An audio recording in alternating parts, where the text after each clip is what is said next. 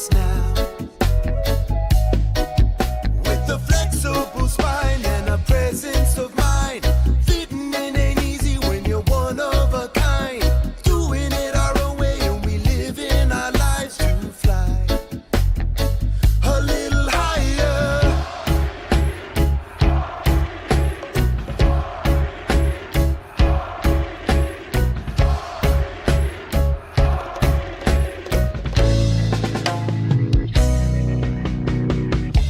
A higher elevation comes with time. To free up a man, got to free up his mind. Know if you shall seek, then you shall find. You want a revolution, but you need a revelation. Before the move comes the meditation. Meditation. Ooh.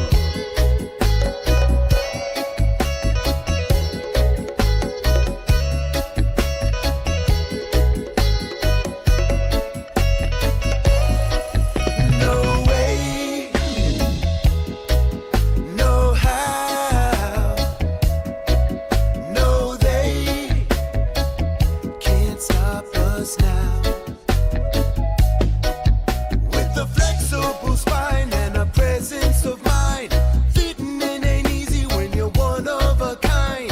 Doing it our own way and we live in our lives to fly a little higher, a little higher, a little higher.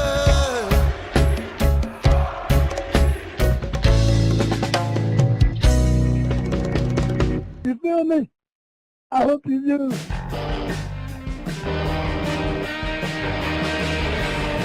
Rob Van Dam! Rob Van Dam! Rob Van Dam!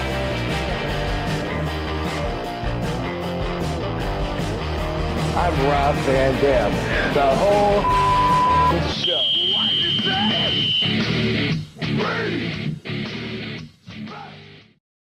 Yo, what's up? Yeah, what is happening?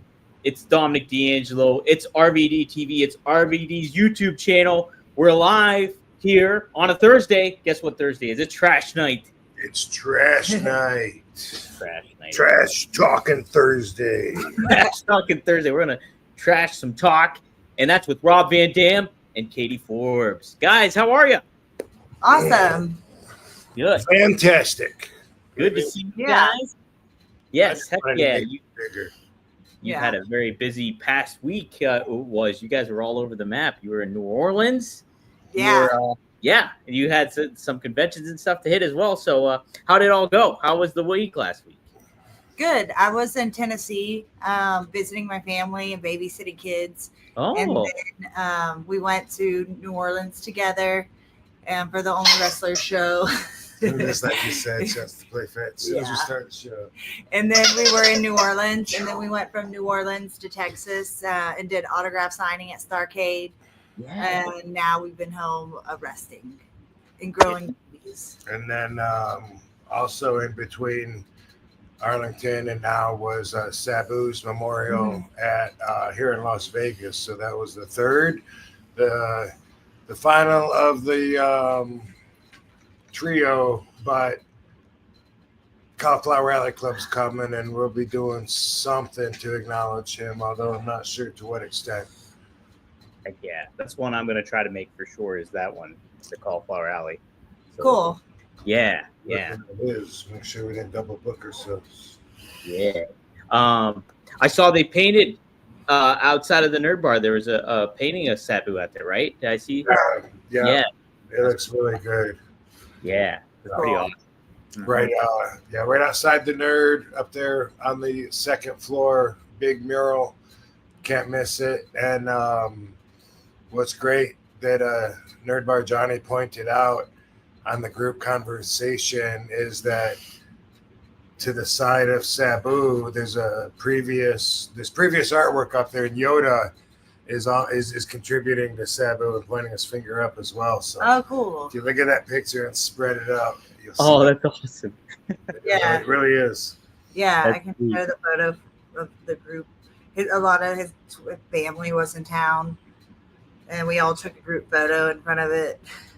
Oh, that's great. That's great. Yeah, I saw. I think I might have saw it on Facebook. I think is they posted. I think Tony, Dirty Dick Flair. Oh, let's see here. Yeah. Well, he was. I don't think he was there. Well, here's the. Oh yeah, look at that. That looks awesome. Yeah. Dang, that's really good. Heck yeah. Can you see Yoda? Oh yeah, Yoda is doing the finger too. Oh yeah, that's sweet. Look at that. Everybody's pointing. And then here's the group of everybody. Oh yeah, that's the one I saw. That's awesome. Yeah. What a crew. That's great. Yeah, Oh, maybe that's where I saw it. I did that. That's where I saw it. It was on the Nerd Instagram, the Nerd Bar Instagram. Yeah, it was a good service. You know, there was of course one in Lansing, one in Philadelphia, and one in Las Vegas. They were all a little different from each other, and they were all, you know, all special in their own way. But I thought this one, for the gathering that we had, the way that they had everything layered for us, you know, watching some videos and some talking and little participating and stuff. It was pretty good. Did it all take place at the Nerd Bar, or was there another area you guys kind of celebrated at, or not celebrated, but No, it was inside in the Micro arena. yeah, what do they call it? The micro square garden. Yeah. Yeah. Yeah. Is that what they call it? Yeah. Yeah. Yeah, we did it in there. I liked how he what's his name? He runs the micro man. Billy, yeah, he's our friend. But I liked how he kind of like hosted it, and then everyone passed around the microphone. It was like really intimate. Like everyone passed around the microphone and like introduced themselves and said how they knew Sabu, and then people told stories. And then there was also a wrestling match. Oh, really? Yeah. Oh. Yeah. Yeah, I was like, this is the first memorial I've ever been to where they wrestled. Yeah. It's kind of cool how everyone like chipped in for a Sabu chant, you know, for the countdown. It was just real organic. Yeah. And also displays. They had some really nice displays, you know, to walk through and see, which included, you know, everything you could think of, action figures and Sabu clothing and wrestling chairs and a bunch of stuff. Yeah. Flowers that my mom sent. I saw them that later on in a picture. Yeah. Yeah. I sent that to her. Cool. Yeah. They have a whole like Sabu shrine there. Oh, nice. When we were going through his stuff, I found his super glue. So I gave it to Johnny and I was like, this needs to go in his shrine. Yeah. Yeah. His official bottle of super glue. That's great. I don't think I ever asked you. Do you have a favorite Sabu story? My favorite times with Sabu was when we toured together in Australia, and it was Rob and I and him and Jeannie, and I like got to know him more on that trip because like I always knew him like as being really shy, but then like we did a Q&A with the fans one night, and then he like took over, like hijacked the whole show. Like it was like a funny side. Like when he was like passionate about something, he would talk a lot. And I've heard this a lot, like about his passion for pro wrestling and how much he loves it. He said, he was talking about his match and he said, tonight I'm going to turn it up a notch. Yeah. Where do you go from what he's already done? Like, how do you turn it up a notch? Right. It's like, yeah. He was serious. He was ready to turn it up. And so those were my favorite times with him because we got to, Rob's already been on the road with him. I got to know him more being on the road with him. Yeah. That's pretty cool, though. It's just like, to get that other side of Sabu when he opens up and connects with you a little bit better is neat. It's, such a, man, what a great guy. Oh, man. And funny. Mm-hmm. And funny, that too. Mm-hmm. It's really cool to get to learn about him more so through you guys and everything like that as well. It's really nice. Shout out to Steve Soleil, who I saw on, I think, Instagram or Facebook. You had a picture with him, Rob, and he's been a regular on the show here, like chiming in and stuff. That was pretty cool. He said, my son and I had the best experience ever with RVDs. Yeah, Rob was drinking, and I couldn't pull him away from hanging out with Steve. I'm like, you have to use the line to take photos. But him and Steve clicked, and I was like, Rob, you have to do this. At work. That was, I'm not wrestling at the OWA shows or anywhere yet because my feet are still healing up, and that's the only reason not even look past that. But that and just being around everybody in the intercompany and everything like gave me a green light to go ahead and drink, and I kind of got out of hand because I was already there before I even got to the show. And then, there was a bar by the hotel, and I had 3 drinks that he made up because he couldn't make a cafe espresso, and so we was just like, well, what about if you mix some Kahlua and some vodka and some I don't know what else it was like. And anyway, it was like, I remember like on the way there already going, wow. And then once we were there, it was just, the game on. Rob turned very social. Yeah, it does help social. Besides, and a big reason for me that people think it's funny, but I'm serious. For me, when I drink, I walk so much better. Really? Like, I walk like normal. Like I feel like I don't even have a lamp or anything. And it's like now, that was a couple of weeks ago, but I was like almost there. Like when I'm not medicated at all, then I walk kind of slow. I feel the pain, kind of like a penguin with little tiny steps. And the difference between that and like when I can be feeling good, and I just feel like I'm just like walking like normal. Like, am I even limping? Baby, look at me. Is this normal? I think I'm walking normal. Like you don't need to run. I'm good. Yeah. But then Here, hold up the chair. Can I do a Van Damme later? Then the downside to that though is then everyone's like, okay, cool. So you're all good then? And then I got to explain, sure. Or else I got to explain, well, probably got a few more weeks. I just started to walk, but sure. But anyway, whatever, dude. We're talking about it. I'm good.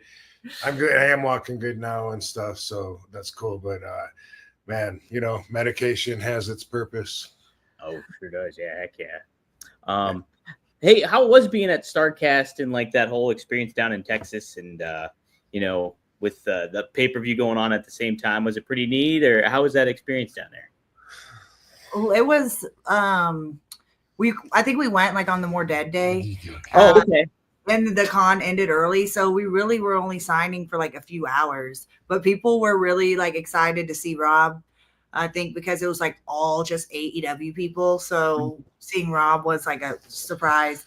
But I know the fans had fun because they had this coupon that you get when you buy your ticket, where you get to meet like everybody and take a photo with them for free, and it's a part of your ticket. Wow. Yeah, except for Rob, he was like my agent made some mistakes, or there was some misunderstandings, or somebody wasn't straightforward with somebody because my agent had booked this, and from what we could see and what we heard, I was the only one there that wasn't part of the show or with AEW, which was fine. But it was supposed to be from 9 to 2. Oh yeah, it's supposed to be from 9 to 2, and already I was thinking like, to take care of expenses, that's got to move pretty quick and have a lot of people and take care of business, and I didn't think there was enough people there to do that. And then when it got to be like 12, they pulled the plug on everything. Everybody left. The whole show just walked out. So we were only there for 3 hours. Yeah. Wow, that's crazy. Yeah. So, but how? I don't want you to go into too detail, but how you get paid though is right. You get paid up front, right? Someone still has to pay me, and then pay for our flights and the hotel. Yeah. and some of that is like kind of group deal with AEW as far as a hotel or whatever. But yeah, somebody ends up losing money when something like that happens. And yeah. So it's only me when I got someone like Bobby saying, "I'm finished, I'm done." Yeah. But they don't get you a steak though, Rob. He'll get you a steak. So Rob was happy about that. Yeah. Our hotel was next to a Cracker Barrel. Oh yeah. So man, I love Cracker Barrel. Have one near us. So on the road when Rob can get it, that's his happy place. Always a treat. I love Cracker Barrel. I never get to go. I never get to stop and everything like that. I want to go to Cracker Barrel. Dang it. I want to know. Why are we talking about it? Give me some Cracker. We need them to sponsor us on here. We need a Cracker Barrel sponsorship. But it was cool. Wait, is Mickey James AEW? Because she was there. No. Yeah, I saw a picture of you guys with Mickey. Yeah. How was that? Couldn't have been just for me. Oh, she was awesome. Dory, yeah. Oh, Dory, yeah. That's right. And him. So I guess there was a couple people not AEW. See, we're being lied to again. Yeah, because there was JBL was there, right? Was he there? Yeah, Stan Hansen was there too. How about that? Did you get to interact with him a little bit too? Very little, but yeah, a little bit. Bobby Duncum Jr.'s family lives there, and I keep in touch with them all the time. And we were getting together with Bobby's daughter, meeting her new husband and their baby, and also Bobby's wife, who he was married to when he passed away several years ago. And they all came to the convention, and they were going to check it out for a couple hours, and we were going to go get some food or whatever. But by the time they got there, everything just emptied out, like right before they got there in noon. And I'm like, damn, I'm sorry. And they were like, man, the one person that they mentioned was they wanted to see Stan. And then I saw Stan walk by me in the hallway, and I was like, perfect. And, hey, Stan. And JBL was reaching his hand out to shake my hand. I wanted to shake his hand, but I wanted to get Stan's attention and not be rude to him, when he was answering. And, so I was, like, hey, yes, Michelle Duncan wants to see you, whatever, and he was like, hey, Rob, and I was like, hey, brother, like didn't mean to leave him hanging, but he just beelined and kept going wherever he was going. Stan hung out for a while and got to see the family and seemed to enjoy it. He really liked Bobby Duncum Jr. and Sr. a lot.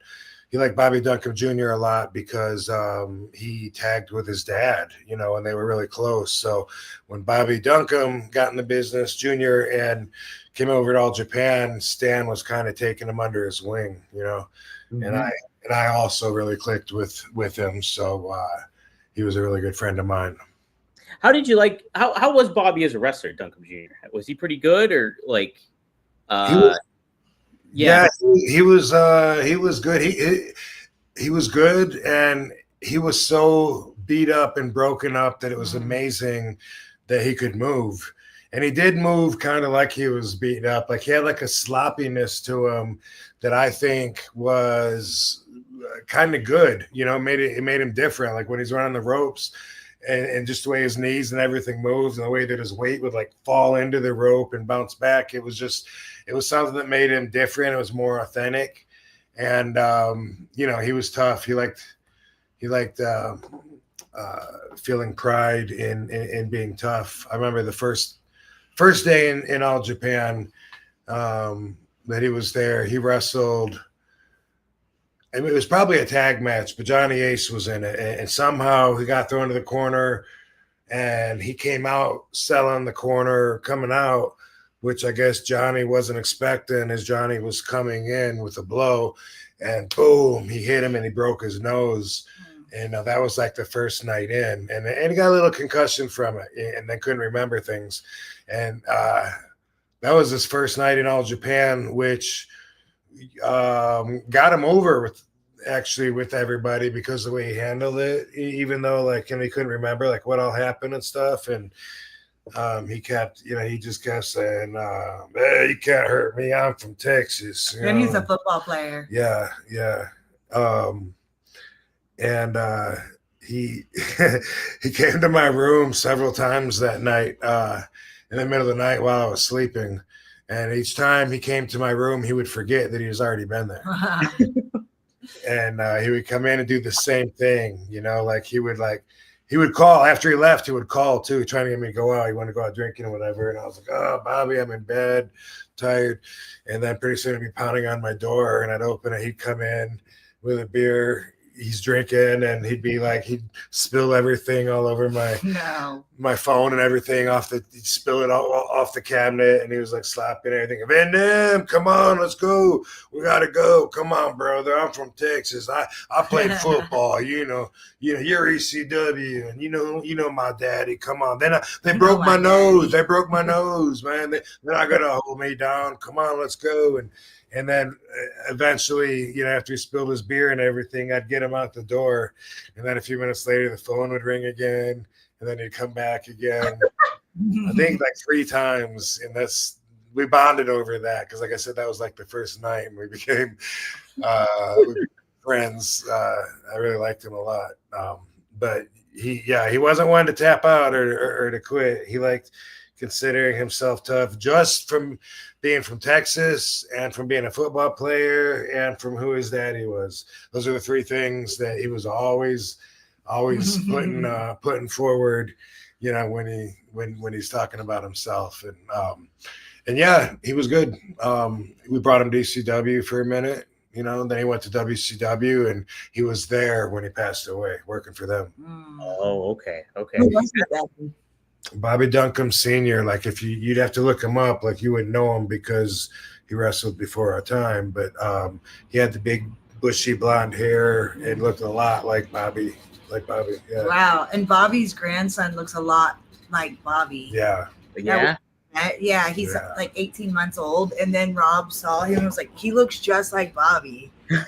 That's hilarious. Like as an 18-month old. Looking into his eyes, it was just like looking at a young Bobby, like the energy that Bobby would exude from his eye, his baby blue eyes. It was like the same.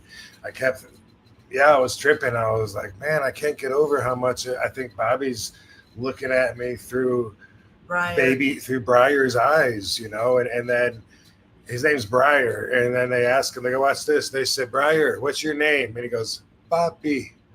I said, why does he say that? They said, I don't know. He just says that. Yeah. Wow. How about that? Yeah. Man, I love that. That's great. I always liked when I was a kid and watching WCW and seeing Bobby Duncum Jr. I was like, man, he's got a great look. Like he looks like a guy that kick your ass. Nah, yeah. He was I don't know, 6'5", maybe. Wow. Big guy, at least 6'4", maybe a couple inches bigger than that. And it was funny because we'd be in Japan, and he's so tall, big blonde, bushy hair, cowboy hat, a full-length black leather coat, and we'd be at the anywhere, whether we're talking to a cab driver, or trying to get instructions, or even talking to some girls at the bar next to us or whatever. He would always pop me when he'd be like, we're not from around here. Like, no shit. You're not from around I think here. everybody knows that about me. Every time. Yeah. Oh, that's great. Do you think if he was on the straight and narrow, Rob, his ceiling was going to be bigger in wrestling? Like he could have had much more potential? Or what do you kind of think about that? Yeah, man. I have little doubt. It's hard to imagine him not being who he is, just like maybe with me, it might be hard to imagine me not, smoking weed. But obviously those are just things we do. That's not really who we are. And who he was definitely a lot of potential. And, he liked to party. Yeah. Ooh, man, so many did too back then. Yeah, we all did. Yeah. We stare at each other like everyone else is crazy but us. Right. It's always neat when I talk to Fonzie and stuff, because you know how wide of a range Fonzie has connected with people, like from Bobo Brazil. like refereed back in the day, and that now he's like doing work with modern talent and stuff. So he's got like all encompassing, but it's really neat too. In your same vein, how many people you've interacted and worked with over your career, from like, I always think of Greg Valentine. You mentioned him, and the Bobby Duncum and all these people coming out from Japan, and obviously Sabu, and all these different names. It's really cool. I think that's such a neat aspect of wrestling, is all the crossover that kind of happens in a lot of ways. It's true. Not everyone stays in it for 35 plus years like I have. So yeah, that also kind of increases the range of people that are my peers. Yeah, it's pretty neat. Kyle wanted me to get to this one, Kyle Z, because he's got to leave earlier. So he's the mafia expert too with you, Rob. So he's got a good question for you. RVD, is Joey Merlino ratting on his podcast? Is it ratting to do so? Many think so, and compare this to Bonanno's book. Is Joey breaking Omerta? That's a great question, and I'll tell you why. But first off, I gotta say, I don't have Patreon, and since he moved his podcast to Patreon, I only watch little clips here and there on YouTube sometimes. So I can't say that I probably saw what Kelsey saw, but he calls everybody out on his podcast. He calls everybody out for being a rat. So does that make him a rat for stooging out everybody else? I don't think so, because the reason that they're called rats is they've already connected with law enforcement. They've already broken omerta. They've already flipped from the honor that they swore, the whole oath that they take when they join. They've already broken that, and they're out on the street because they made deals with law enforcement, with the state, to get some kind of immunity or a largely negotiated punishment, and they did that, and it's all recorded on the 302s and the confessions, and they have all that, and they testify in court against the others and put the other guys in prison so that they can do less time themselves. So that's a rat. Is Joey one of those? No, I don't think so. Yeah, I think if somebody's ratted already, and then like you're talking about them ratting, I don't think that's necessarily ratting, right? No, I don't either. And if it's not that, then I don't know what else we'd be talking about considering him a rat, because he hates rats, despises rats, as everybody knows, and everyone also knows that he went through, served his time, came out the other end, and never compromised that we know of, that there's any evidence pointing to, never compromised any of his principles or his oath to omerta or the integrity of the family, So in my opinion, no, like him calling out everybody else is fair game. And by doing that, he's pointing out the difference, which is what we're talking about. The difference is he's not a rat, in my opinion. Yeah. Okay. Cool. Interesting stuff. Kyle also added, so we have a threshold that must be crossed. Fair. And then he agrees with it too. He says, yep. Yeah. Good question, Kyle. All right. Frank Terrizzo. He always asks the good questions too. We got another good one here. In high school, were you as acrobatic as ever? You were pretty acrobatic in high school, weren't you? I was, and I was self-taught, and I got in trouble all the time. Me and my best friend Dango would get in trouble because, I learned to do a backflip on a diving board and then on a trampoline. And then I remember one time seeing this girl that was in gymnastics do it off of a fence. And it just blew my mind because I was like, oh my God, like if I'm landing on my feet, it doesn't matter if I'm landing in the water or not.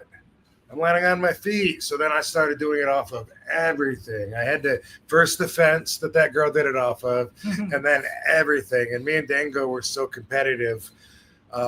He worked on doing it lower to where he could actually do a negative amount. He could go down a step and do a backflip up to the level ground. Wow. And I got to where I would go higher and higher, which is why I ended up doing a backflip off of my school. Got in trouble for that. Off the bowling alley. Yeah. We went when we were in Battle Creek last week. We went by Naki's Bowl, and I was like, "Oh my God!" We would get up on the roof every fucking weekend up there, run around on the roof, and spy on people and throw shit at them and jump off of it. Ride on the hood of the car. That's where we were riding on the hoods of the car, and we got to where we would try to lose each other, and we got to where we would hold on so good that it was challenging to shake. So I remember a few times one of the guys, Jeff, that was with us, hit the roads out of the parking lot. He's going 70 down the fucking road, and I'm on the hood, like holding on for life. Like, I don't know if this is cool or not, but hopefully everyone thinks it's cool that I'm this crazy because I might die, you know. But they would like slam the brakes on. And, yeah, Ken Naki's bowling alley on Columbia Avenue, which is now in what they call the Marijuana Mile. Marijuana Mile in Battle Creek. It's just pot store. It actually seemed like it was about 2 miles, but there's so many stores and they're all right there on Columbia Avenue. I'd heard of that from people. But this is my first time to see it. It was a few weeks ago when I was there for Lansing's Sabu Memorial. We rode through Battle Creek. And so, but yeah, Ken Naki's, I'd go on the river. And I would get, me and Dango both, and we would get kicked out. We got kicked out of the mall for doing the same thing. You know, we'd get up on the roof of the fucking mall. That's and at the Y Center all the time. And we'd pull the gym equipment out, pads and stuff, you know, and the guy would always yell at us and say, "I told you can't be here without a supervisor." And you know, I didn't know what you meant, you know, and we would get in trouble all the time. That's one of the reasons that I've never been excited about the idea of having a boy, because if that boy took after me, he would scare the shit out of me, especially because parkour wasn't around back then. And now I don't know what all of it is real. Some of it probably isn't, but a lot of it has to be. But on Instagram, I watch a lot of these the parkour athletes, and they're jumping from like a building to another building, like from the top of the buildings, you know, like running and jumping and doing a flip and landing, or using their hands to fucking, you know, leap. It's just a lot of it. It seems like it has to be real, especially when they jump off and land on a flagpole and slide down and shit like that. And man, it's death defying. And I know I made my mom nervous. She broke out in hives watching me fight. Oh my God. And she brings that up a lot. And I always just think like, oh my God, I would be punished and have a kid that just took it to a whole nother level if he was a boy. Boys are stupid. I was. Yeah, we're all pretty dumb. I'd be scared. Yeah, I don't think our girls are gonna be that crazy. You know, they tend to not be. Yeah, they tend to be a little bit more level-headed when it's stuff like that comes in. A little bit more practical. A little bit more practical, if you will. Let me see here. Every barn that we went through in Michigan, Rob was like, "I used to have my ring there. Yeah, I used to have my ring in there." Yeah, like every barn. That's true.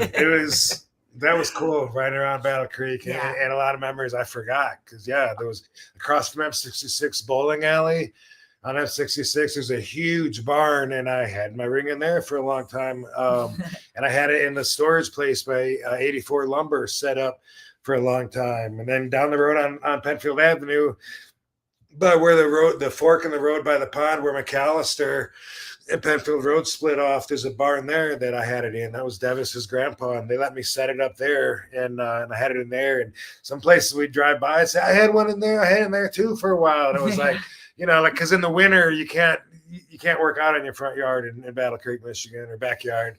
Yeah, you got to find somewhere to put it. And after sometimes I had Kit's ring, and then after Kit took it back, then I built my own ring. So yeah, that was so much work to take down a ring and rebuild it. Yeah. So just transporting it. Yeah. so much work. Yeah. Yeah. And Rob, how did that line up with you when you so did you have that ring before you were training with Sheik? Or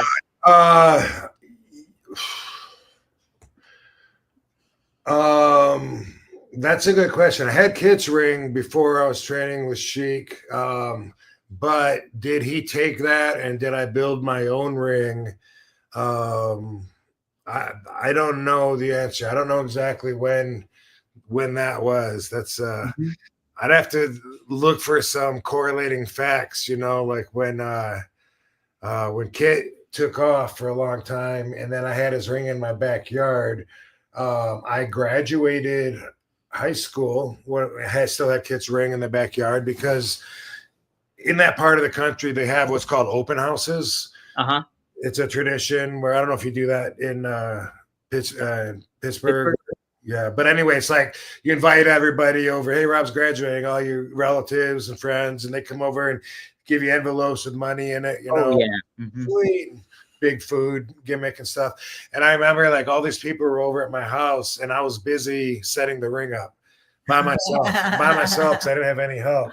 And I thought I was going to be done in an hour, but it took all day. Every once in a while, someone would come by, like my grandma, and say, well, are we going to be able to see you today? Yeah, I just want to show you guys what I'm going to be doing because I was going to go to wrestling school, and I was going to show off and show them what I was going to do, but it was one person putting the whole thing together. It's so much work. And that's a lot of work. I think I just tore it down before that when I think Kit was already coming over trying to take it. Like he disappeared forever. I was talking to places about running shows. He came back one day out of nowhere. These two people came into my yard and started taking the ring apart after months of not talking to anybody. And everyone turned me against Kit during that time too. And so I was like, whoa, what are you doing? Get out of my yard, and they left. And I took it down and I was thinking, where can I hide it? I think it was during that time. I think I put it back up for graduation and then ended up, I had to sit down with Kit, told him come over and get it and all this, but it was around the same time. So I went and got the material. I got these I-beams for the frame and angle irons and had them welded on to hold all the boards and all this. But I'm not exactly sure when that came to when I first joined the Sheiks. Was it before or after? It was sometime around that same time. Oh, okay. I was curious how that all lined up exactly. Yeah. But man, yeah, that's pretty neat though. Like you had your own ring and you just would move it around from place to place. Yeah, and that's funny. They were there to see you and you were in the back working. Yeah. I kind of feel bad about it now, It's probably the last time I saw my grandpa alive. No. Sorry. I was preoccupied. I'm sure you knew you were passionate about it. Yeah. Yeah. Hey, I did want to ask you guys a couple questions considering that we had that big wrestling weekend over.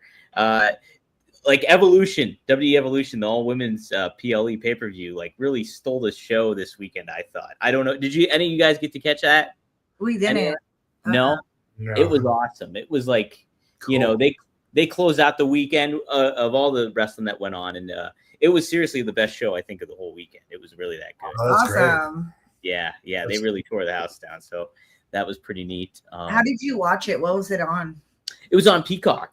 So, yeah, you can just watch it right. I think that was all it was on, too, was there. And they had 6 or 7 matches, but the Battle Royal that they had, it was probably one of my favorite Battle Royals I've ever watched. It was that good. Cool. I've seen clips from it on my timeline. Yeah. So definitely, if you guys get a chance, check out some of it at least, because it was pretty. And Kalani Jordan, she had a big moment in the Battle Royal. It was awesome. Hey. Nice. Yeah, so that was pretty cool too. So yeah, very cool. Yes. What are people's? I've only seen headlines, but what are people saying about the Goldberg match?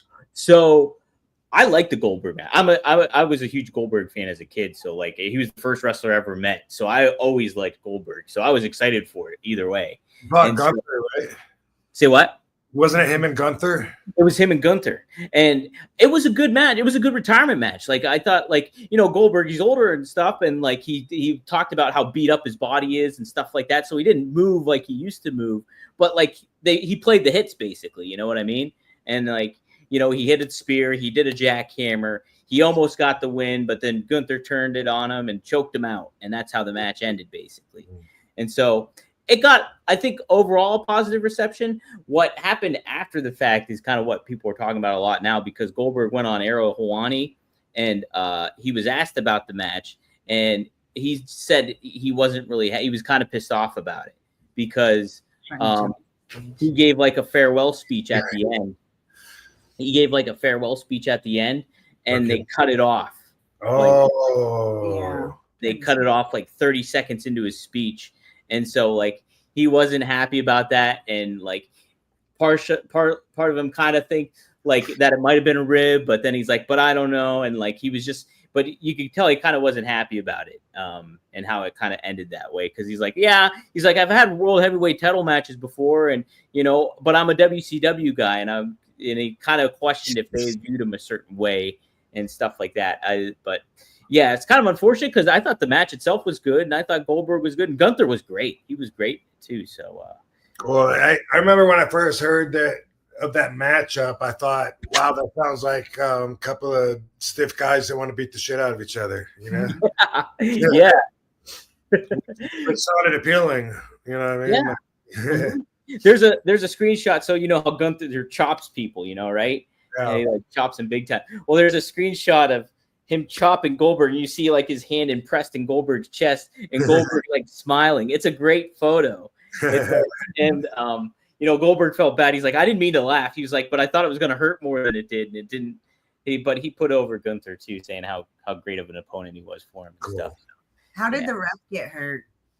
So Goldberg was lining up to spear Gunther. Gunther moved out of the way, and he speared Charles Robinson, and apparently he cracked one of Charles Robinson's ribs. Oh, so tough stuff there. How that happened? Someone moved out of the way. Yeah, so Gunther moved out of the way. It was like a spot because they're gonna take Charles out of the equation for a while. And Goldberg speared him. Charles Goldberg speared him. Yeah. Ooh. And then that's how that rib got cracked apparently. So, ow. Yeah, ouchies. We did see the segment with Jelly Roll and Logan Paul and Drew McIntyre. That was SmackDown though. Okay, so yeah, but then they had it a little. So they were in the corners of one another on Saturday night's main event because it was Randy Orton versus Drew, and so Jelly Roll got involved. Like Logan Paul played the chicken shit, which was great. Like he was great chicken shit, and then at the end, Drew McIntyre gave Jelly Roll a Claymore kick and took him out. And now there's a tag team match at SummerSlam. It is Jelly Roll teaming with Orton against Logan Paul and Drew McIntyre. And we saw them on Jimmy Fallon last night. Yeah. It's because Jelly Roll chokeslammed Logan Paul through the table. Yeah. The desk. I like that storyline because I like Jelly Roll.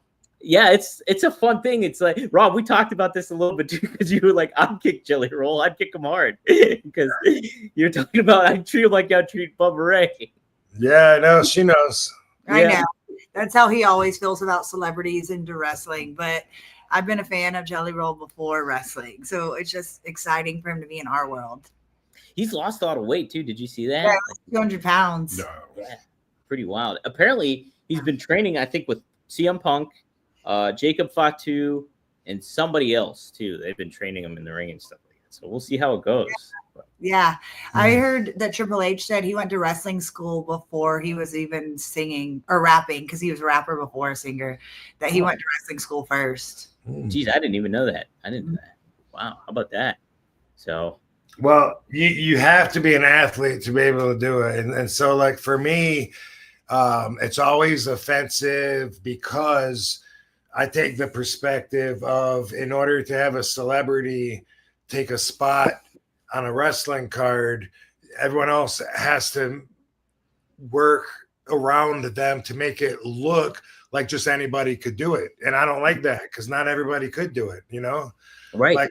like the fact that Logan Paul picked it up and is so good is like really rare, really rare. You know, Jeremy Piven, not so much. You know, he did a crossbody though, but so that's the kind of thing, you know, like when the Jackass kids or anybody. Travis Scott, though, they said he wasn't picking it up, so they got rid of him. Yeah, they weren't using him or something. Like, yeah, I don't know. I don't know if he'll be involved in a storyline again or not.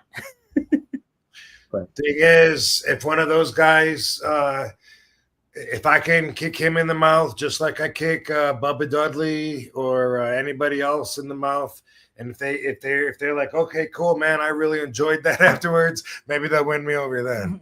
Yeah, right, You know? right. Yeah. It's always insulting though for me, like when people feel like it's easy, like we're just playing, or like just anybody can do it. And that's way back from when I got into the business, and they were still kayfabing and protecting the business, and now it's like people want it to be like so wide open. They want to believe it's way softer than it really is, and they've made it way softer. I mean, there's no question about it. When you talk to wrestlers that have been around for 20 years and more, and talk about how it used to be really competitive and how we used to really be fighting for the shine. You know what I mean? Like fighting to outshine the other guy and being pissed at the promoter. Heel's pissed they got to put a green baby face over, so they beat the shit out of him, and you know, have them just like roll them up in a small package afterwards or something. Imagine like nowadays they would call HR and you'd get sued, you know, and they'd be like, this isn't a friendly workplace, you know, and why don't, you know, don't they know it's not like that anymore? And that's just how much it's changed. But all along, from way back then to the middle to now, I always will feel defensive about the fact that my career took an incredible amount of physicality, an amazing amount of durability to be able to take, you know, a shitload of punishment on a nightly basis. Besides having the talent to even pick up the timing and have cool moves and any of that. And so I feel like a lot of that just gets thrown out the window in order to fucking make this work. And so that's why, you know, for me, I'm gonna just, you know, always be kind of biting my tongue and being like, well, I hope the fans enjoyed it. At least that'd be a positive thing. If the fans enjoy it, cool. At least there's that. I'm sure that's why they're doing it. Say if you were in a situation like that in ECW where it was like you have like, Kid Rock, since he was popular back then and stuff like that. Kid Rock comes in and, hey, we're gonna have a tag match. Kid Rock gonna tag with Kid Cash against you and Sabu, hypothetical. And like, you know, it's gonna draw money. It's gonna be big time because it's Kid Rock and everything. Before you even finish your question, it sounds like you're talking about when ICP came. And they came to ECW, and me and Sabu beat the shit out of them. Yeah. We didn't take it easy on them at all. And I broke Joe Bruce's eardrum. He wrote about it in his book. It's a fact. Everyone knows that. I didn't go exceptionally hard on him, but I didn't hold back either. Okay, so you would definitely just. And they even had wrestling training, but we looked at them like they weren't us because they're not like us. Because the only matches they had were the ones that they booked themselves on their own shows. And at that time, you know, with our egos and our competitive status in the business and our feelings about that, just all of that comes into play, all of that, to where it's like, you know, I'm not going to try to hurt those guys. No, but if they didn't respect what we're doing before, they're going to respect it afterwards. Yeah, 100%. Yeah. I think it's a good mindset to have overall. It's like, it's the way we all used to be, and it's just how it's changed. And some of us are still around because, you know, we've been wrestling for 30, 40 years. Right. Or fighting for your life in the ring and even backstage, the way people used to treat people like shit and rip them. Yeah. Mm-hmm. Like if you weren't over with the boys, your job would be so much harder from the stories I've heard. Imagine Jelly Roll going through the that we saw like on the Tough Enough show. Remember that? Where hit the ropes, drop down, leapfrog, hit the ropes, drop down, leapfrog, 20 of those. Now get up on the top rope and balance and do squats. I remember seeing those guys doing that, squatting. You remember that? Oh yeah, I was like, when I saw that, I was like, how many wrestlers can even do that are in the business? That's like they put when they were training, they put them through the hardest courses possible to prepare them for anything during their matches. So if they have a 15-minute athletic, really physical match, they might be all right because they trained for fucking 4 hours, getting their shit kicked out of them and doing an amazing work out till you puke and then work out again till you puke again kind of mentality, you know? Do you think the celebrities are getting that kind of training? No, so they're not going to respect it as much. And, you know, why do I care except it's my life? You know? Rob, how much is it too is like it's the aspect of all the work and like the trial and tribulations that you guys went through, but also how much is it too like the suspension of disbelief almost? Like it's like, oh, Jelly Roll's knocking out fucking Rhino. I'm just throwing that out there, like just as an idea or something, you know? Like, does that also kind of be like, no, that compromises what we're doing too at the same time? Of course. Mm-hmm. Yeah. And I know that the business is changing in that way. And I get that, but yeah, for me, it still very much says what you said. Matter of fact, I don't like what do you call it when the intergender matches? I mean, I don't hate him. It's not, you know, like I want to, like some of the fans are going to go, well, he has a right to pick it and stand up and change. No, it ain't like that. I'm just saying for the credibility's sake, you know. I remember. Oh my God, yeah. When Tessa was the TNA champion because she beat Brian Cage by power bombing him. Maybe it was a Canadian Destroyer or some. That was way, way, way too much for me. Just so you know where I stand on things like that. Mm-hmm. I hate that. That stuff makes me sick. They loved it. Good for them. Fans that aren't like-minded, that didn't get trained like me, you know, they're not going to understand maybe about my feelings on it. But it was like I literally had to get the shit beat on, not literally shit. I'm turning into Casanova Kenny now. Got Kenny's eyes. No, but I had to get the shit beat out of me figuratively, and but had to prove that I was tough enough. Not just even with the Sheik, even like for the first couple of years in the business on the road, working with different people and shit. Like you always had to prove, and you know, when you're a celebrity, you've already proved that you've got value. You're already drawing extra eyes, which is business because that's money, that's tickets. And so I get that, and you should get a shortcut for the purpose of some little exhibition. But when it comes to the credibility of it, I tend to be very defensive about it. There was one time way back, probably 92 or 93, as late as 94, where there was I was running shows with Greg Price, and he had sold a show to a fair on the road when we were on the road anyway. So it was says, hey, pick up extra money here, but it wasn't a lot of money, and it was so little that we only had like 4 wrestlers. I think it was me and Billy Black, and then Bambi and Peggy Lee Leather. And so me and Billy had a match, and then the girls had a match. Maybe not in that order, I don't know. And then there's like a run-in, and it sets up for a mixed tag match afterwards. So 3 matches with just those 4 wrestlers, 4 wrestlers. Anyway, I was like, I'm not gonna fucking wrestle a girl.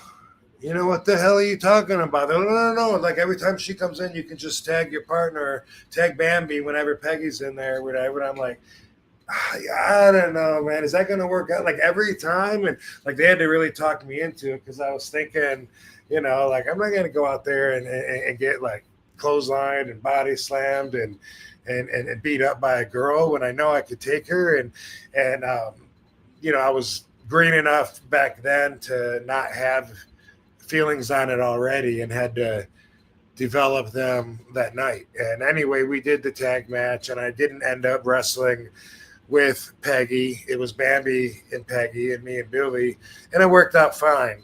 But that's always on my mind whenever I see girls wrestling guys. If I see a wrestler in Japan wrestling a little schoolgirl that looks like she's 8 years old, ugh, that's the word. I mean, that's if you looked up Killing the Business, that would be there. That next to the other guy that's wrestling a dummy, a blow-up doll or whatever. Yeah.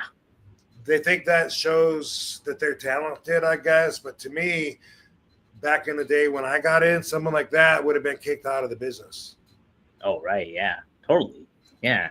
No, the thing is, too, I think I know Charlotte Flair in the past, too, said she doesn't like intergender wrestling either. Like, it's like she wants women wrestling and then, like, men wrestling men.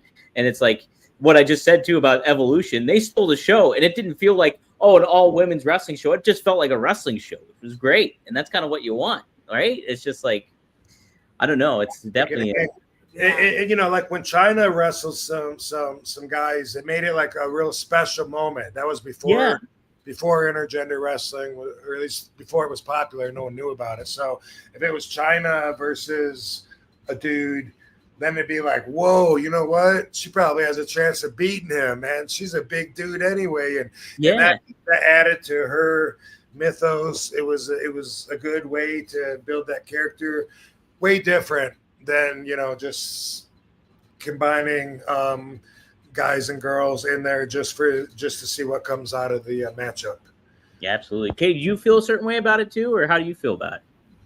Well, I think sometimes it might look like a guy wrestling a girl could like look like domestic violence, you know? So like send a bad message to the kids that we're equal. Because even Rob was saying when he was a kid, like him and his sister used to go back and forth. I was like, that's crazy. Like, definitely put it into that as a parent. Like, you do not even like horseplay with girls like that.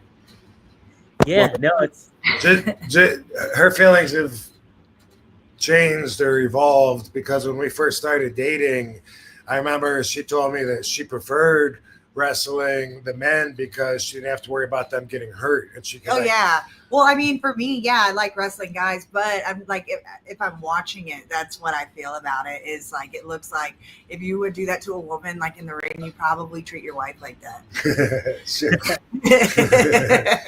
But in training, I of course, like, I was the only girl wrestler at my school, so of course I'm wrestling guys, but it just felt like, cool, I could be stiff with them, and then if I'm in the ring with a little bony girl, then I'm like, oh my god, I'm gonna break her. So it just felt it just felt better to wrestle guys, but that's as a wrestler. Yeah.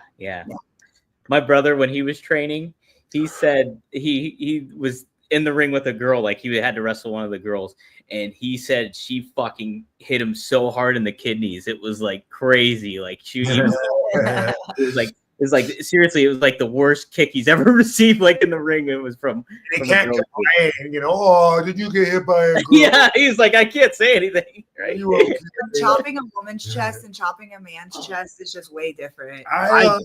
When I watch the girls wrestle each other, sometimes it looks like they nail on each other, like right on their tits. That's what they want to do. They always want to do that to me because I have big boobs. Like, doesn't that hurt? It's gotta hurt, right? Like anything in the moment, you know, like the adrenaline. But is that safe to chop across someone's boobies? I don't know. Man, man, sometimes when I see that, I'm like, ugh. I know, I'm like, too. Where it's like a bloody handprint after on my boobs from the chops being so hard. Yeah, but I don't know. I don't know. It could pop someone's boobs, but I feel what's more dangerous for your boobs is taking like a splash. Like that kind of impact to your boobs is like more dangerous. Oh, yeah, that makes sense. Yeah. Man. Yeah. Don't want to think about it. Don't want to think about it. We got some more super chats in here. The Real Goose. Thanks for the $2. Do you like dabs, RVD, or do you just smoke flower? I just smoke flower on the regular. And once in a great while, I'll do some dabs, usually because that's what's available. Like if I'm at an event and they're doing dabs, sometimes at conventions, someone at a booth will have, a dab rig set up and they'll be like, you do dabs? I'm like, sure. But I'm not conditioned for it. You were in 2016. Yeah, when we started dating, that's all I was smoking was dabs all day, dab. And I was very much conditioned for it. And I'd seen it fuck so many people up, like my friends that aren't used to it. It's so much stronger, and people don't understand that. But I mean, it's taking a concentrated amount and like instantly, like burning it and taking it all down. It's like smoking a lot of weed at the same instantly. That's the best way to explain it.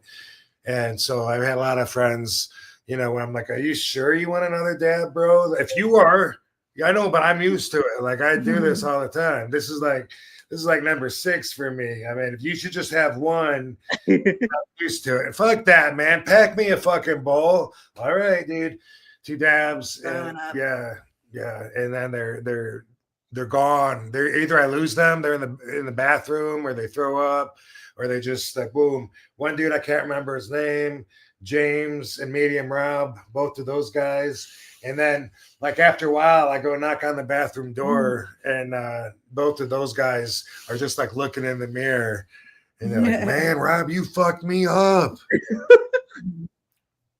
And now, if I take dabs now, it won't fuck me up in that way before it makes me cough. It's a very hard pull for me to take into my lungs, because I'm not that used to it. And he bangs on his chest like a gorilla. Yeah. Oh man. Oh. So most smoke dubs, and I appreciate everything about it. The time it takes, it's like I started really liking smoking doobies and drinking coffee in Amsterdam, and it made me feel sophisticated. And I was actually out in public, not like hiding, in the back seat of a car, or anything, but just, oh yeah, I'll take another coffee. Thank you.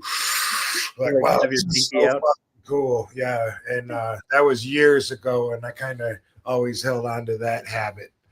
Hell yeah. Oh yeah. Man. Shout out to Venice Beach Dub Club, got the #1 fan award. Hey. Yeah, look at that. How about that? Yeah. So nice. Look at that. $50. Oh, Damn. Damn. Hey, Rob and Katie, Jelly Roll should only be over to get over on a wrestler by cracking them with a guitar.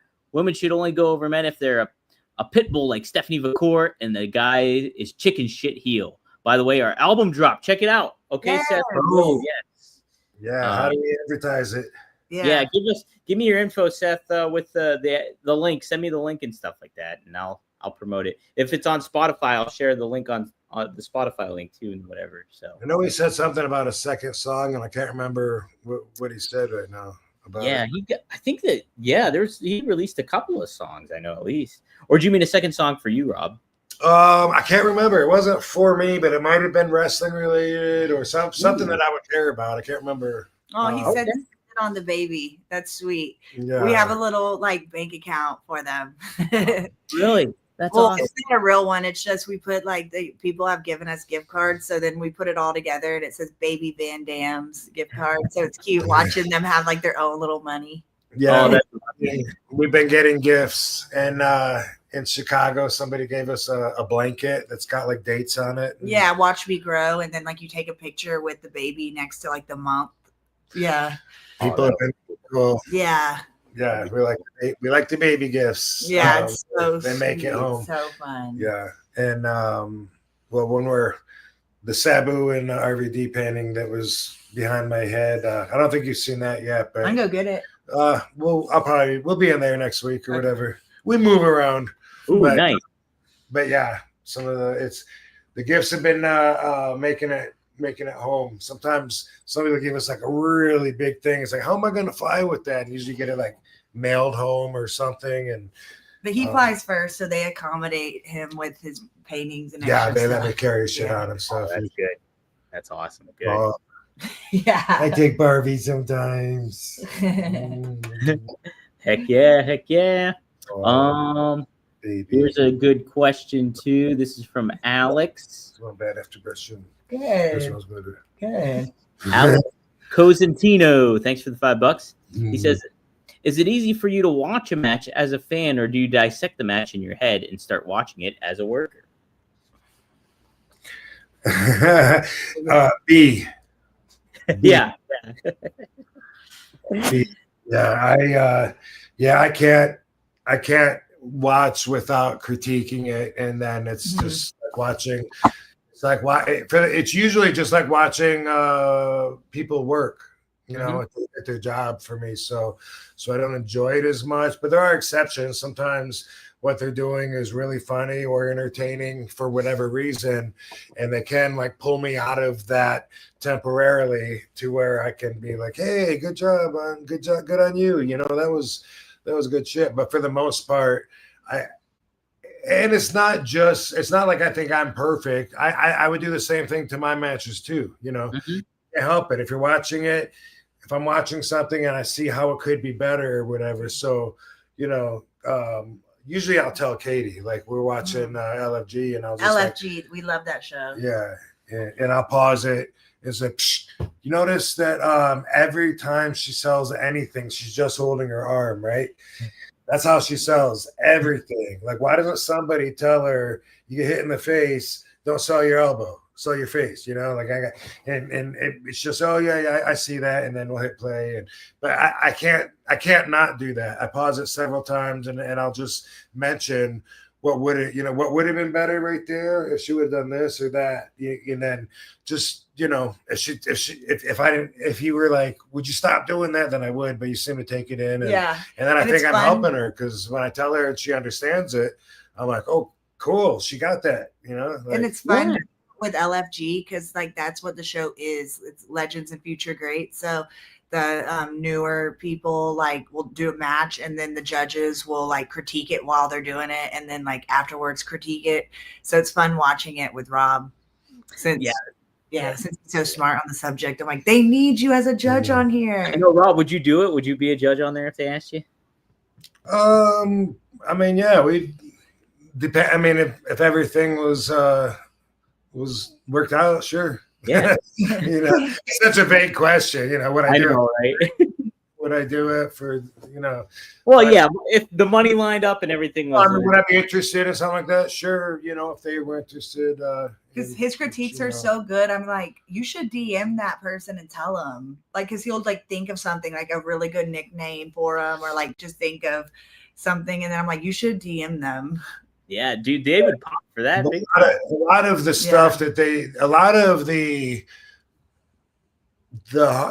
foundation of wrestling, the old school structure, a lot of it is so solid that it's easy to tell, and we'll all have the same advice. You know, if you put 2 green kids in there, boom, boom, boom, and then you ask all the veterans, you know, what were your notes? They're going to be the same. Like, I'm going to know what they're going to say, what they noticed, because a lot of it is that solid and that unflexible as far as what they should be doing versus the way they did it. So a lot of times it's like that.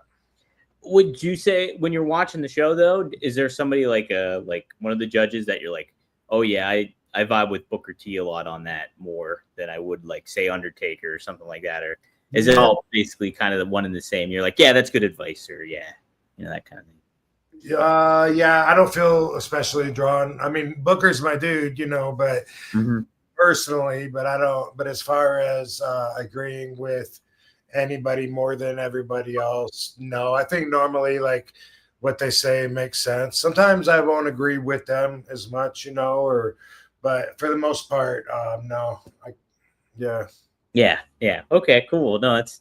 By the way, one of the names she's talking about, you know, the girl with the really big girl, and she's got the huge head. Bailey Humphreys. Yeah. Yes. What a name that I was saying that I like and that she likes too. I think it'd be cool to call her Goddess Zilla. Ooh, I like it. Built like a Godzilla. So yeah, that's a feminine version of it. Yeah, ooh, I like it. Godzilla. Yeah, you could do a lot with that, I think. Yeah, that's almost like DM her. DM her up. Yeah. Heck yeah. Just picture her like stepping on buildings in a video, you know, Get a like good Titantron. little miniature city set that they used for Godzilla. Oh, that would be a good vignette. Yeah, she's got some good potential, huh? I haven't seen her really wrestle too much. I think I saw her finisher, which was pretty cool, I think. Yeah.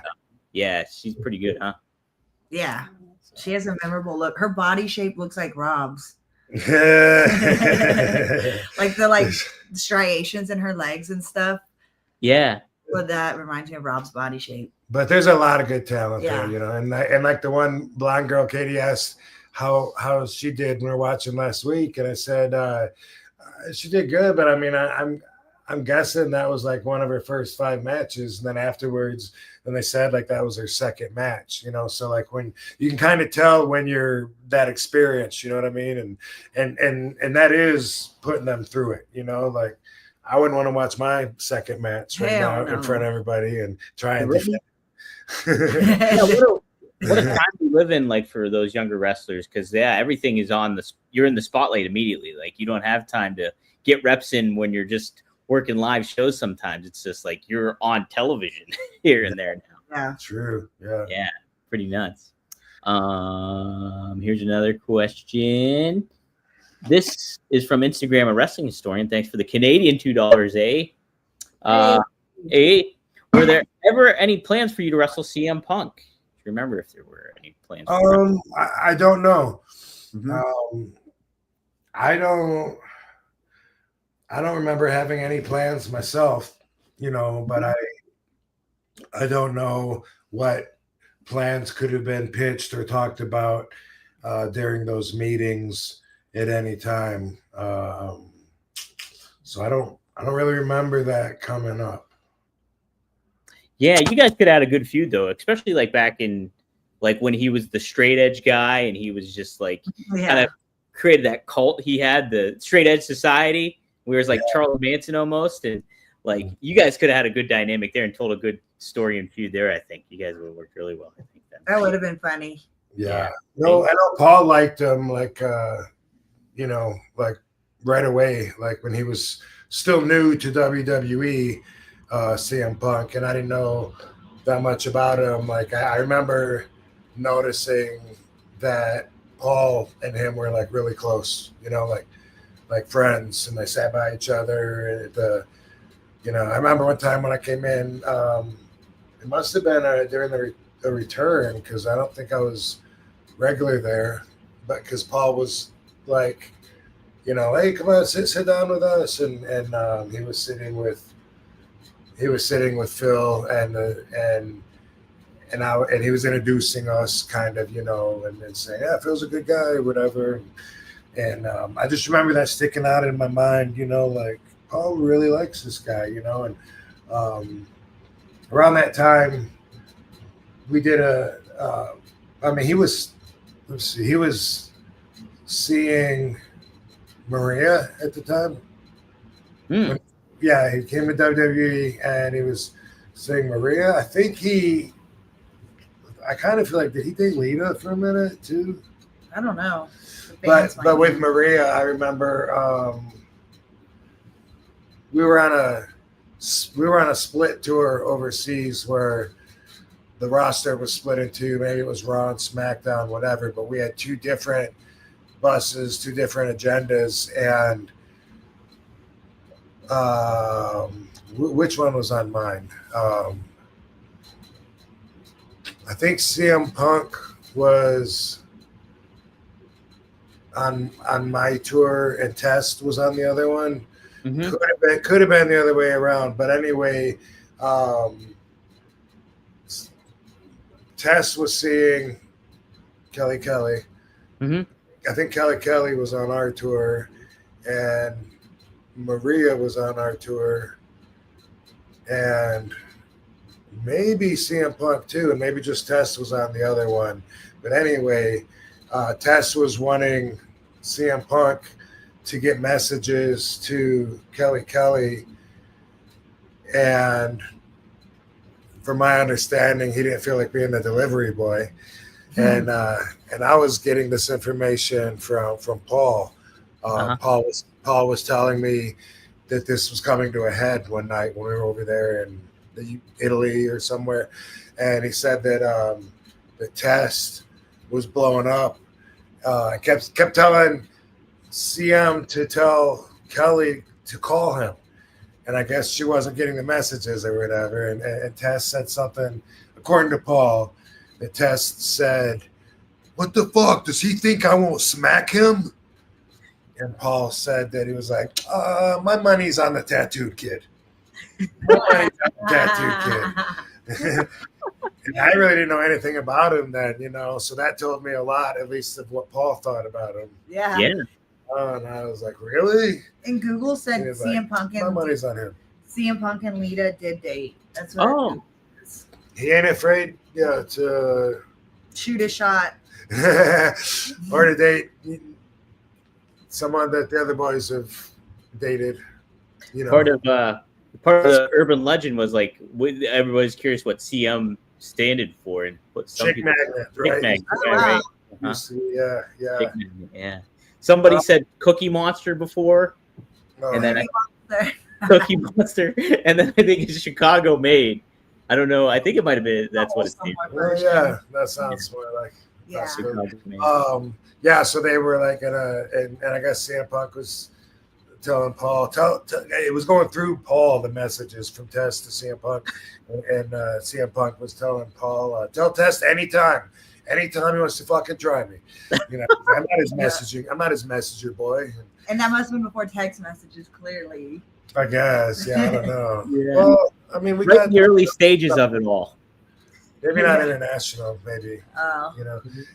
And I remember when he wasn't on could have been the same tour, could have been a different one, but I was on the bus, and everyone stands up in the aisle to deboard, and Maria was standing there, and she was like just in front of me, where I'm sitting, and she's there's her backside. And and it was noticeable, like, okay, the ass is like right there. And then I saw, but across the aisle was Big Show. Mm-hmm. And he was noticing that ass, but he was like salivating. I swear, he looked like he was. He was looking at it. He was looking at it, and I was just like, oh my God.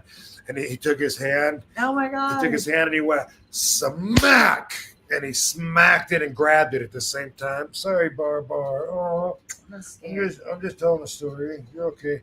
He went smack, and he grabbed that ass, and Maria turned around real quick, and she was too surprised. She didn't know how to sell it. You know what I mean? So she was like, "Hi." She was like, "Hi."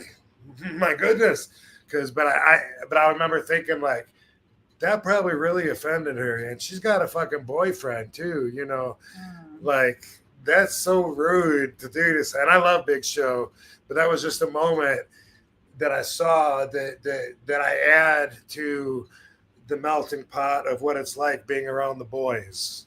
Yeah. Mm-hmm. And having the locker room mentality and everyone doing whatever inconsiderately and running by their own ego and just the boys, you know what I mean? I just remember thinking like, now she's in a spot maybe because she's either going to tell her boyfriend or she's going to feel like she should tell him, like he would want to know, but she's not going to tell him because she doesn't want any trouble, which now might put some distance between her and him if she feels like she's holding back. It was just the whole everything. I was just like, what a spot to be put in inconsiderately just because he had to fucking feel that ass. Yeah. Oh man, it puts everybody in a tough position when you do that, when something like that happens. Like, all that kind of. Well, that's the funny thing too. CM Punk literally just did an interview and was asked about AJ, his wife now, and he was like, "Yeah, two things we don't do together." He's like, work out and work together. We don't do that. So it's, how about that? So kind of ties up that too. Me and Rob don't work out together either. Don't you? way different styles. Like he likes quiet to be the only person in his gym. Well, I mean, I can join his gym, but like he can work out alone and get energy to push himself. And I like the energy of the people around me in like a group class environment, like working out in public. And he likes to work out in the middle of the night. Like he'll go to sleep, wake up, work out, go back to sleep. So when I first started dating, I was like, cool, he's jacked. I want to work out with him and we can work out at home. And then I'd be like so tired sitting up waiting for him. It's like, this is not going to work for me. I need to do it like right when I wake up. Like start the day, not like when I wake up, just like as a midnight fun thing and then go back to sleep. And I hate leaving home. Like I can't, I probably been to 1 or 2 workouts in a public gym like in the last like 4 years, right? Yeah, like I never go to the gym. Like when I'm on the road, if I'm there for 3 or 4 days, I don't work out usually. I might get the hotel gym maybe, but usually I end up skipping when I'm on the road and not making it anyway. But I'd have to be on the road for a while in order to be like, you know what, let me go find a Gold's. Like, but it used to be the first 20 years, that was the routine, you know, find a gym in every town but now, I got to be such an introvert that I don't want influence by other people, whether they're trying to flex in my direction or stare at me or whatever, or show off for everybody, whatever it is. I don't want that energy. I like to be put on game because it's like the science of bodybuilding and like any kind of workout is always changing. So I feel like if you like work out with people, like they'll give you advice, which I do like the advice. So then I'm like, cool, I'll try that.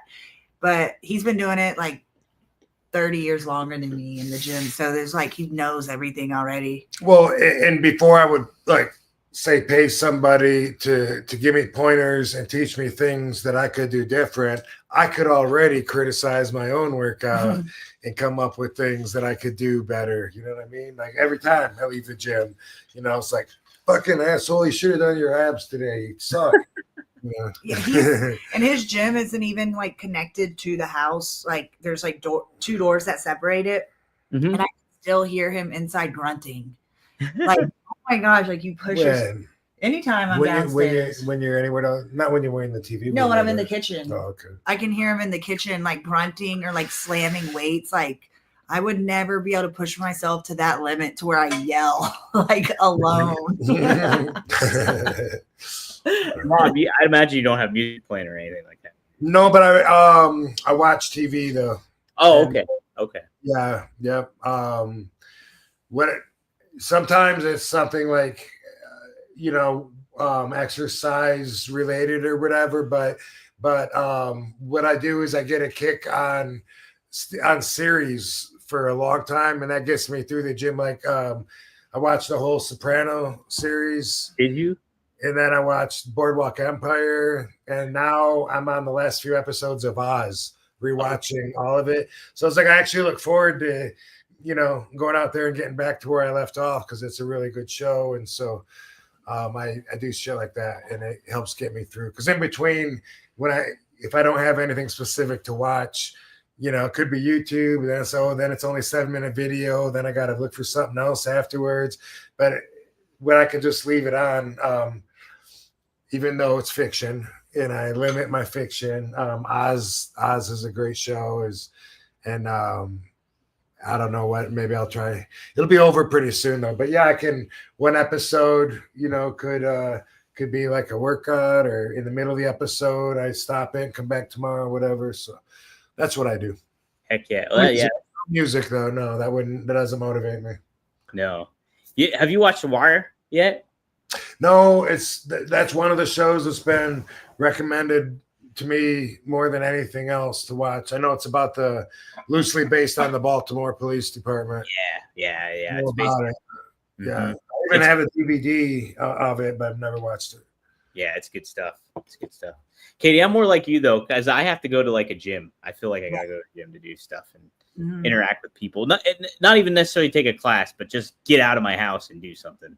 Yeah, because then I'm like, okay, I'm here, I'm committed, I got to give it my all. Yeah, now I'm here, I have to do stuff. Yeah. And during the pandemic, I worked out. I'd work out in his gym, but then I'd end up just twerking and playing on my phone. Yeah. I'm easily distracted when I'm at my house. Same. I'd scroll online. Yeah, right. When I leave my house, I'm usually trying to get right back as soon as possible. So that works against me. Yeah. Big key. Other super chat here. Alex with another one. Thank you for the $2. He said, I'd love to see Booker T be a guest on your show. Booker would That'd be awesome. That's a really good idea. Him. Yeah, we should definitely get him on. Booker has to be so busy. Like the way he runs his school, he's on LFG and he's falling asleep at the announcer's table. He works hard. Yeah. He was praying. Yeah, praying at the prayed, yeah, he just prayed. That's a good idea though. Yeah, we'll bring him on sometime. Yeah, definitely. That'd be awesome. That'd be cool. This is another good question here. Rob, how was your time in USWA? This is Frankie Teresa. How was your time in USWA? Well,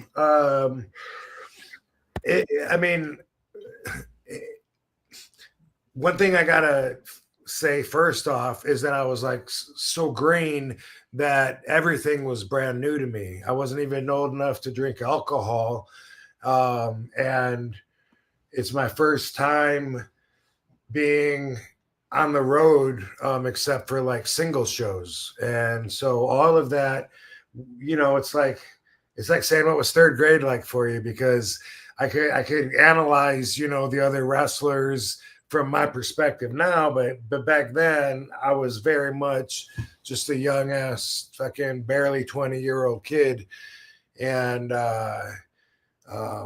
it was bonding for me and Sabu, Dingo, and Judge Dredd and Samson. Like sometimes all five of us would be there. Sometimes Samson or Judge Dredd wouldn't be on, but we rode around on the loop together, and it was the first place where I would go to a building to wrestle, and they already knew who I was. See, that hadn't happened before because everywhere else is just a one-off, and I'm brand new. So, Saturday morning when I'm at the Memphis TV studio, well, shit, I just wrestled in Memphis on Monday night, so they know who I am. And then I'm there for a few weeks. Now they're starting to know me. That was great, and that's a big part of the business. Learning how to market that, learning how to have merchandise for people that are becoming your fans that you're talking to every week. So that's what it was. It was every Monday was Memphis, every Tuesday was Louisville, Kentucky. Wednesday was Evansville, Indiana. Thursday was a spot show. They were doing the global run in Dallas, Texas. And then they lost that the week before we got there. Global took over from USWA the week before we got there. And so they didn't have the ESPN Thursday night thing anymore. And then Friday was usually like Arkansas, Jonesboro, or a spot show. And then Saturday, you're back in the morning at the TV studio. Saturday night is Nashville. And so since they do this loop, and that's how all the territories used to be way back in the day, they'd do like a weekly loop, and you could build programs and tell stories and build relationships on and off the air that are really advantageous over just showing up on a show in Virginia for a one-off and nobody knows who the hell you are. Big difference there. And I was just so young and so green. I would get in trouble for riding with the heels because I was the only baby face. And my group was from Michigan. So I didn't know how to socialize and like hop into a car with some other heels or anything like that. So, sometimes like we would be at Old Country Buffet afterwards eating, and fans would come up to me and they'd say, "Why are you hanging out with that guy, man? I don't like him." Talking about Sabu because he was a heel on TV. And I realized I was like killing the town. And that town, they make their money off of doing this for years and years. You can't have new people coming in and killing the business that's been working there forever. They were like the last of the territories to die off in Memphis because they protected it so much, you know. And I remember one time outside the arena in Evansville, I was playing Frisbee with I think Sabu and Jeff Jarrett's dad. Jerry Jarrett came over and he yelled at me. He's like, "Robbie, you're a baby." It became a big inside joke that Sabu would always say to me. Right. So after that, they would, when they would drive me, they would park a few blocks down and let me out, and I would have to walk to the arena and walk by the fans carrying my bag as if I'd walked from the airport, I guess. I don't know.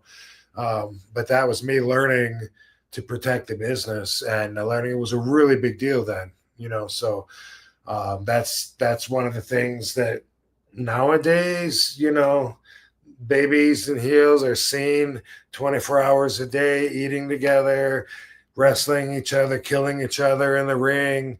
Now you can see them working out the match beforehand in certain outlets or certain platforms, you know. So it's definitely changed a lot.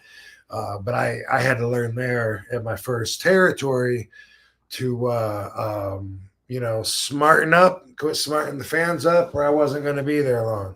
Right. Yeah.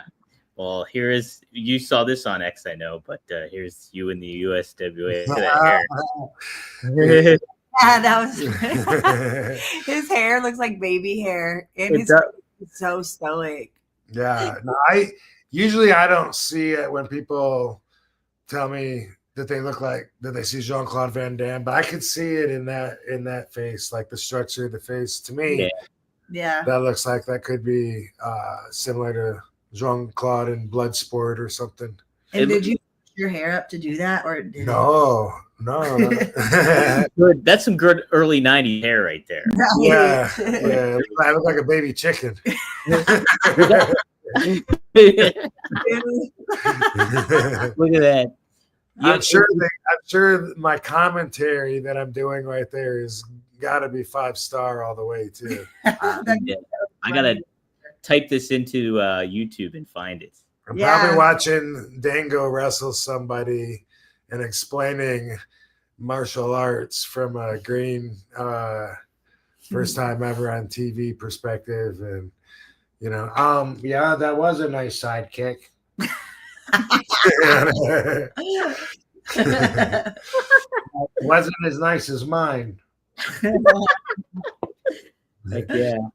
I remember one line they gave me, but it wasn't this night, I don't think, because I didn't have the black gimmick on. It was something between me and Eric Embry.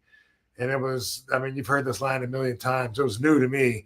But where I say to Eric Embry, "I wouldn't spit on you if you were on fire." And I go like that, turn my back on him to walk away, and he like belts me with a chair or something.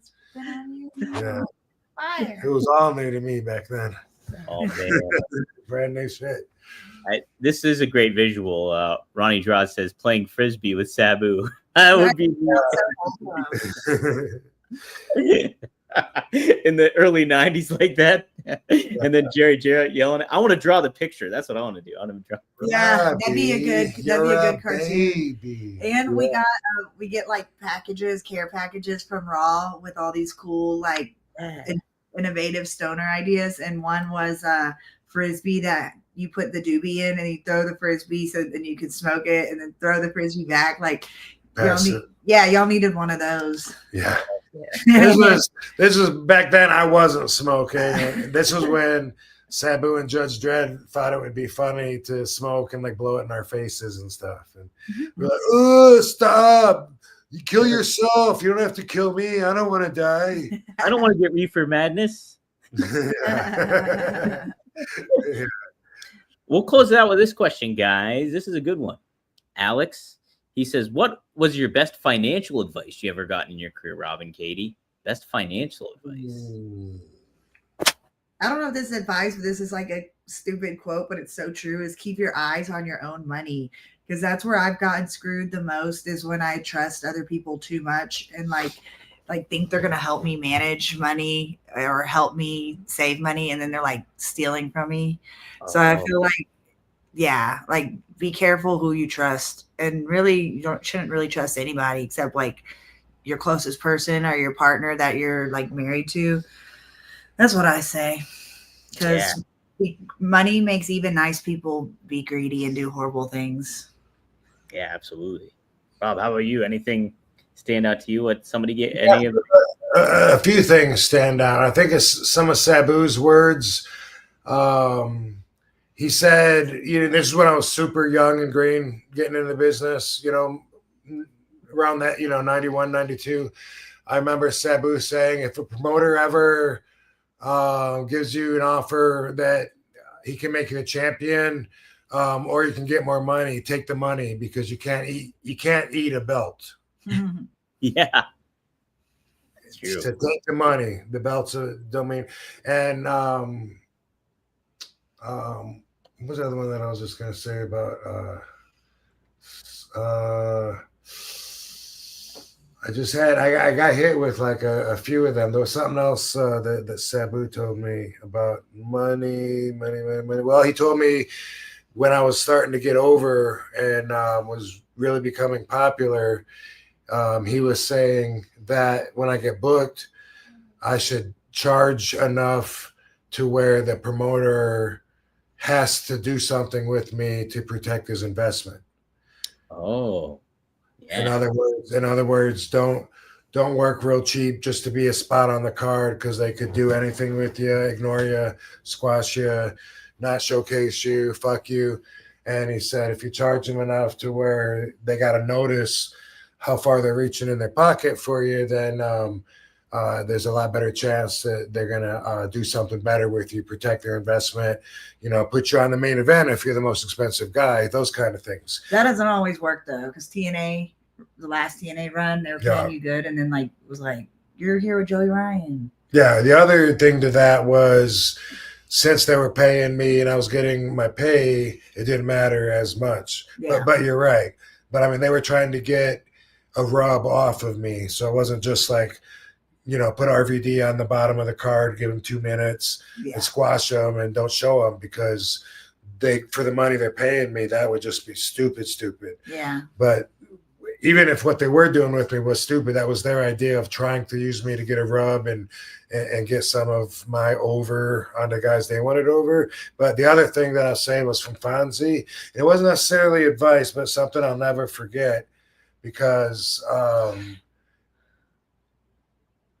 think he was 100% right. And I didn't know when he told me that was the facts. But we were talking about money one time, 15, 20 years ago.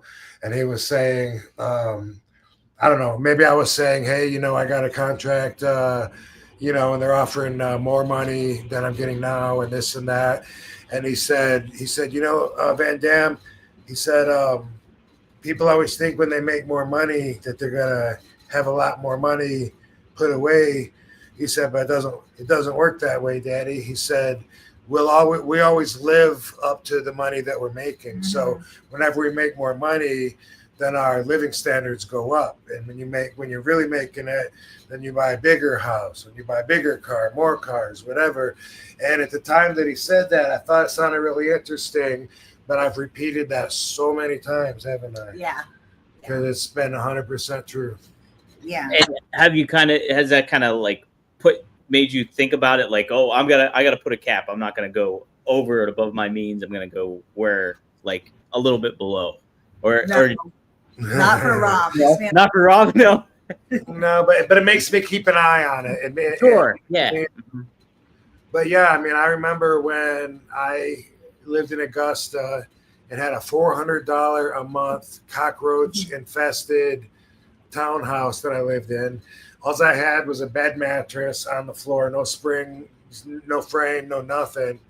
And if I made the money now that I made back then, if I still lived there, then I would be putting so much money away. But why the fuck would I want to live there when I could live here? You know what I mean? Right.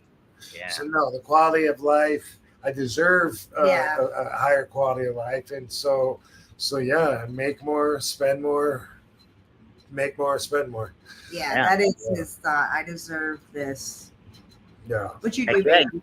You put quality the of life. What beats quality of life? He does deserve the best of everything. Yeah, you put the work in, man. So that's What how kind of advice would you give to somebody, financial advice in the wrestling business?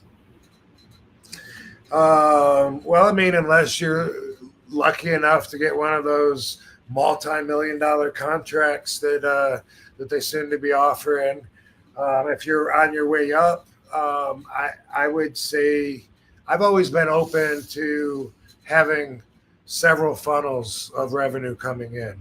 Mhm. Way back in USWA, I learned about the pictures.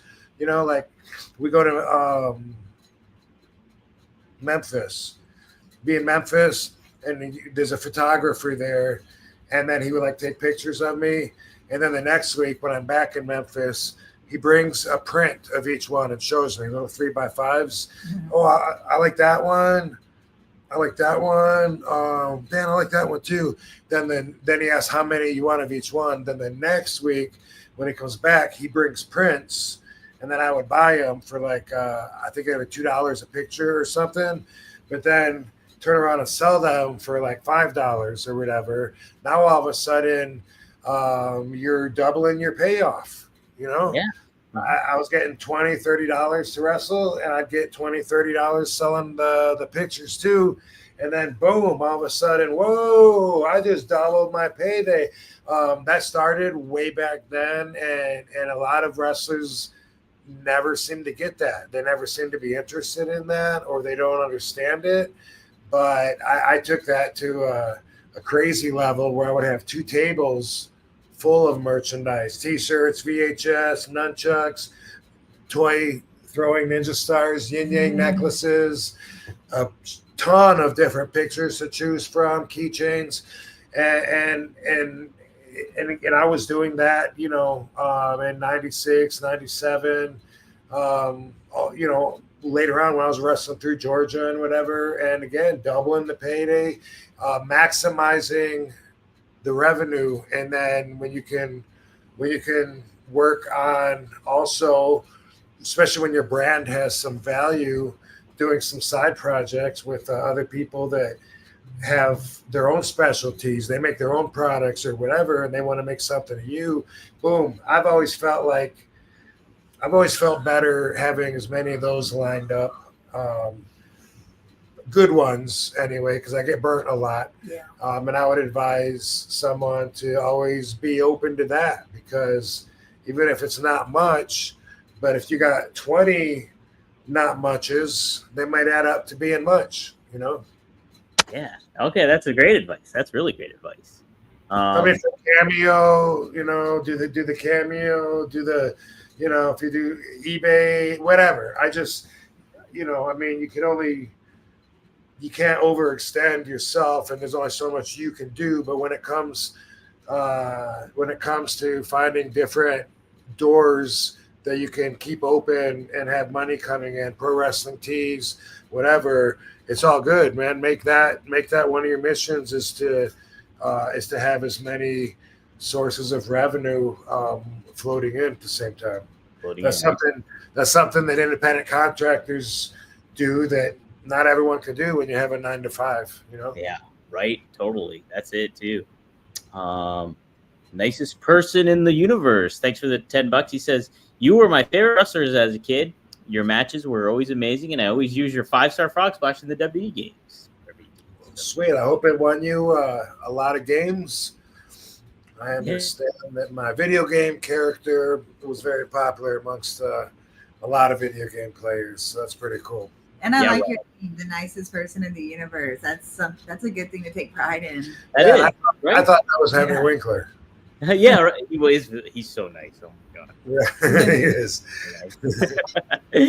No, Rob, I used to use you all the time in SmackDown Here Comes the Pain. Like when I was in high school. Me, Marcus, my brother Marcus, and my brother Luke, we'd all have 3-way ladder matches. One would be Undertaker, somebody would be like Kevin Nash or Booker T, and then I'd always pick you because you were just Nice. And now you hang out with Rob every week. And look, I know. Now it's like I played it with that guy on SmackDown vs. Raw. Yeah. How about that? Cool. That should do it. I did want to pop this up. I saw this, Katie. You posted this earlier today. Talk a little bit about this, guys. Boom! Look at this. Yeah, Greek RVD. Glass. Yeah, y'all already know about Greek Glass. They make the bongs with RVD inspired bongs with his name on it, and like things like his gear, like designs on it. And they're really cool guys. And they have a booth at Champs, which is a really cool weed and kratom convention here in Vegas. So we're gonna go and meet bands and hang out at the booth and be social and have a good time. cool. They got us on the 25th. Yeah, July 25th. We'll be there. Yeah, Champs is. I've been going for years to the Yeah. Champs conventions, and it's the 22nd through the 25th or 26th. So we'll be there one day for sure, and shoot some videos that I've been owing them for a long time, promoting these bongs. Yeah. They're really, really nice bongs. Yeah. Oh yeah. I saw Godfather had one. He had one. Yeah, no pun intended. Yeah. That's it. That's it. Next week we go to the baby doctor, so we'll have more baby updates and more updated ultrasound pictures for y'all. Oh heck yeah! You just posted a couple the other day, right? Yeah. Yeah. That's awesome. Yeah. Yeah, we're doing great. Good to hear. Good to hear. Yes, that's great.